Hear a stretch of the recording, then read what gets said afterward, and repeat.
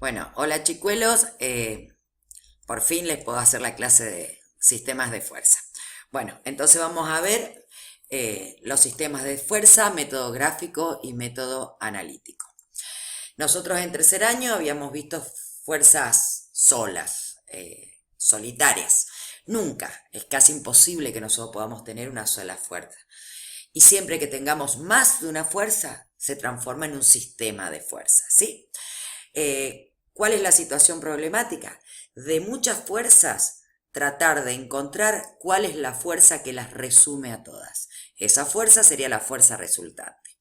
Ahora, para poder hallar la fuerza que resume un sistema de fuerzas, a todas las fuerzas que forman parte de un sistema, tiene que ver en qué dirección están esas fuerzas. Por ejemplo, si yo tengo fuerzas colineales, o sea que están en una misma línea, ¿sí? Fuerza 1 y fuerza 2, en este sentido, es muy sencillo porque se suma. Se suma y la fuerza resultante va a tener la misma dirección y sentido que estas dos fuerzas, pero la intensidad va a ser la suma de las dos. O sea, si esta vale 10 newton y esta 60, la resultante va a tener la misma dirección y sentido, pero va a tener una intensidad de 70 newtons, se suman. En el caso que tengan sentido contrario, se restan, ¿sí? O sea que es bastante sencillo. Esto es para las fuerzas colineales, en la misma línea. También podemos tener fuerzas paralelas. Cuando tenemos fuerzas paralelas, se resuelve de la misma manera. Se suma si son en el mismo sentido y se restan si son en diferente sentido. Pero la diferencia va a estar, o la complejidad, en saber en qué lugar hay que ubicar a esta fuerza resultante, en qué lugar del sistema, ¿no es cierto? Como con estas no vamos a trabajar, la dejamos pasar solamente para que ustedes sepan. El tercer tipo de fuerza que podemos tener son las concurrentes, que son las que concurren, las que se unen en un punto físico o imaginario. Fíjense que es un típico caso que yo amarro una embarcación, tengo una fuerza 1, que si yo proyecto esta fuerza y proyecto esta fuerza, se unirían más o menos para acá.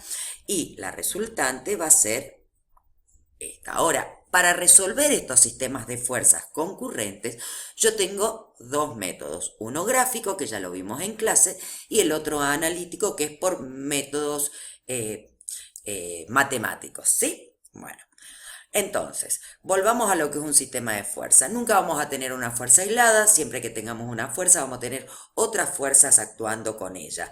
Y cuando yo tengo más de una fuerza, se transforma en un sistema de fuerza. Fíjense, lamentablemente en estos casos que solemos ver en nuestra ciudad, en donde tenemos pobres caballitos acarreando carros, vamos a tener la tracción, o sea, la fuerza que realiza el caballo, el peso del carro, el peso del caballo, la fuerza de rozamiento, la tracción, siempre la fuerza de rozamiento se opone a la dirección del movimiento. Si no existiera esa fuerza de rozamiento, no podríamos caminar nosotros, ¿sí? Fíjense qué nos pasa si queremos caminar sobre hielo, o en un piso extremadamente encerado o pulido. Y siempre va a haber una fuerza opuesta al peso, que se llama fuerza normal, ¿sí? Fíjense, por ejemplo, en los aviones. O sea, en todo lo que nos rodea nosotros vamos a tener objetos que así se estén moviendo o estén quietos, que van a estar sujetos a distintos tipos de fuerza. Ya de por sí nosotros no nos podemos desprender de la fuerza de gravedad. Tenemos siempre el peso, vamos a tener siempre una fuerza normal, ¿sí? Que se contrarresta.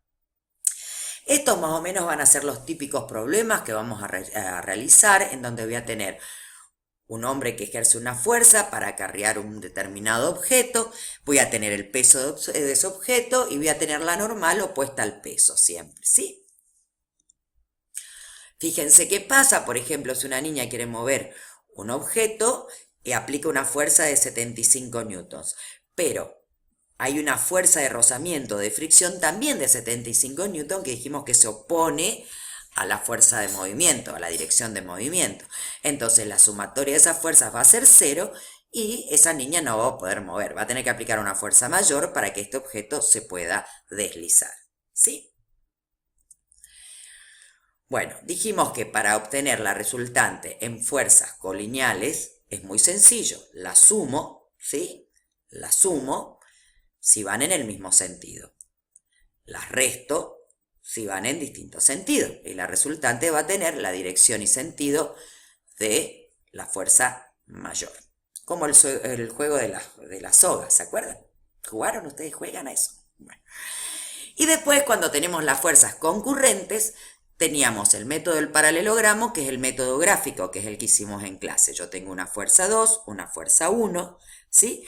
¿Cómo es el método del paralelogramo? Y bueno, voy a proyectar esta fuerza 2 acá, voy a proyectar esta fuerza 1, voy a proyectar esta fuerza 2 acá. De esta manera creo un paralelogramo. En clase lo hacíamos con la regla y la escuadra para que no se nos tuerza, ¿se acuerdan? Y la fuerza resultante va a ser exactamente la diagonal. Esto siempre se trabaja a escala, o sea, si yo seleccioné cada 1 centímetro que tenga determinado valor mi fuerza, bueno, luego la resultante, mido la cantidad de centímetros y calculo a qué cantidad de fuerzas estaría equivaliendo, ¿sí? Entonces, este es el método que vimos en clase. Ahora, para hacerlo de manera analítica, yo siempre tengo que llevar la fuerza a un eje de coordenadas. Vamos a empezar con una sola, con la fuerza A. Fíjense que lo coloco en un eje de coordenadas y según cómo está esquematizada esta fuerza A, puedo decir que en el eje X yo tengo que descomponer esta fuerza. ¿Cómo la descompongo?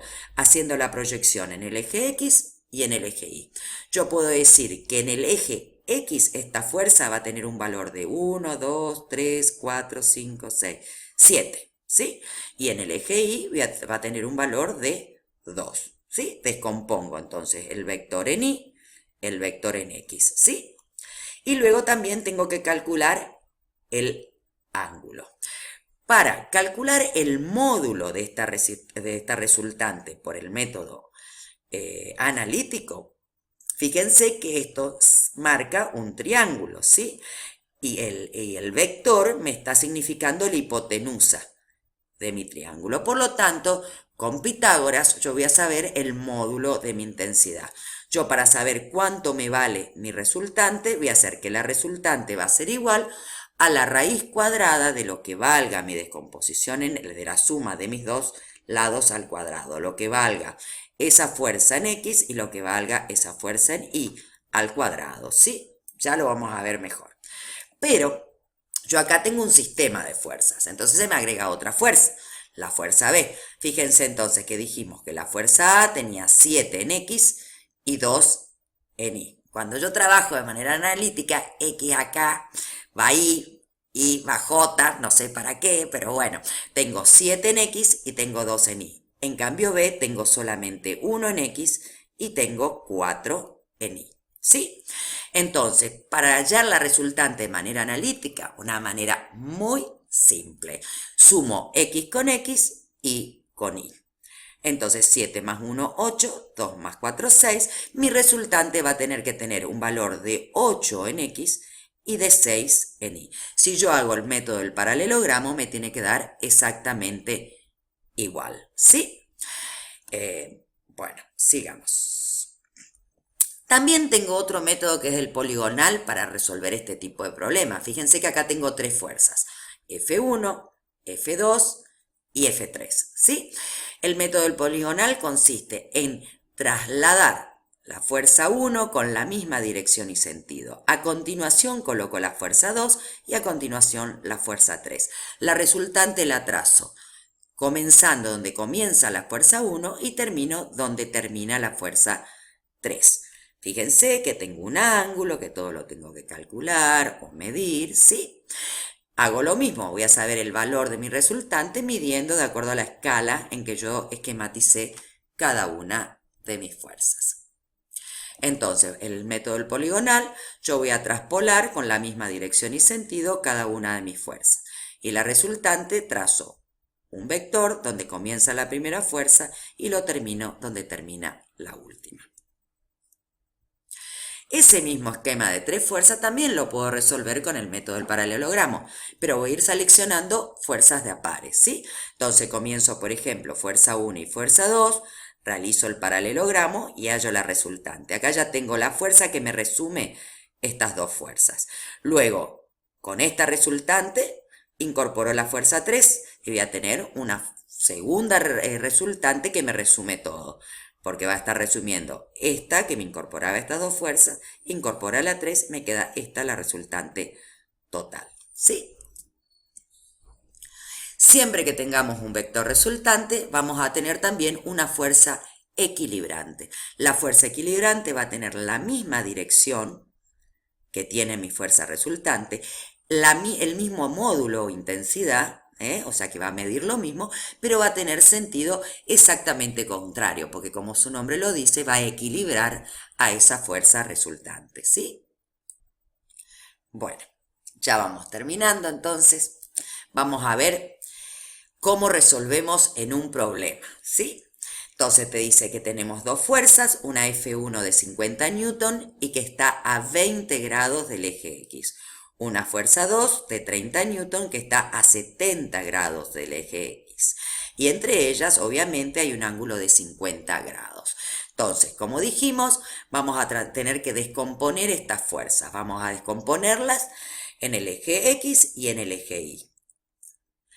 Entonces, vamos a hallar una fuerza 1 en el eje X, el componente de la fuerza 1 en X, el componente de la fuerza 1 en Y, el componente de la fuerza 2 en X, el componente de la fuerza 2 en Y, ¿sí? Y acá dijimos entonces que teníamos que llegar a hallar el módulo a través de Pitágoras, que te dice que la resultante va a ser igual a la raíz cuadrada de toda mi resultante en X al cuadrado más toda mi resultante en Y al cuadrado. Vamos a ver cómo lo hacemos. Fíjense, para hallar mi componente de la fuerza 1 en X, voy a agarrar lo que vale la fuerza, el módulo de mi fuerza. En X siempre es el módulo por coseno. En Y va a ser el módulo, en Y va a ser el módulo por el seno. Entonces, cuando tenemos en X, vamos a hacer lo que vale mi fuerza 1, que era 50 newton, por el coseno del ángulo que tenía mi fuerza 1. Entonces, 50 newton por coseno de 20. La fuerza en X de mi fuerza 2, el componente de mi fuerza 2 en X, va a ser lo que vale la fuerza 2, 30 newton, por el coseno de 70 grados, que era el ángulo que tenía la fuerza 2. Resuelvo esas dos ecuaciones y me va a dar un valor de 57,24 en este caso. Lo mismo hacemos en Y, pero para sacar mis resultantes de los componentes en Y, voy a tener que ocupar seno, o sea, hago lo que vale mi fuerza en Y, lo que vale mi fuerza 1 por el seno, lo que vale mi fuerza 2 por el seno. Sumo las dos y me va a dar un valor, en este caso, de 45,29. Por lo tanto, el módulo de la resultante para hallar este sistema de fuerza va a ser resultante igual a la raíz cuadrada de 57,24 al cuadrado más 45,29 al cuadrado. Siempre entonces, para hallar el módulo de la resultante, vamos a tener que descomponer las fuerzas en el eje X y en el eje Y, vamos a obtener un único valor de X, un único valor de Y, y vamos a aplicar el teorema de Pitágoras, que dice que la hipotenusa al cuadrado va a ser igual a la suma de sus catetos al cuadrado. Saco el cuadrado de acá y pasa a raíz cuadrada, ¿sí? Ahora, para averiguar el ángulo se hace arco tangente o tangente a la menos 1 de lo que fue mi resultante en Y sobre lo que fue mi resultante en X, ¿sí? En este caso va a quedar tangente a la menos 1 de 45,29, que era el valor de la resultante en Y, sobre 54,24, que era el valor de la resultante en X, y eso me va a dar 38 grados. Muy bien. Hacemos el método gráfico, nos tiene que dar exactamente igual.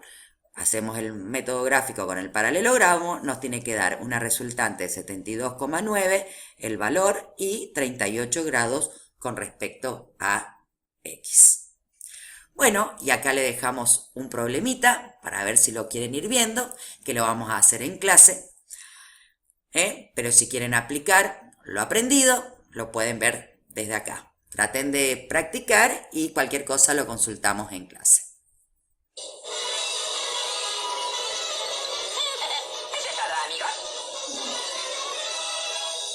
Nos vemos.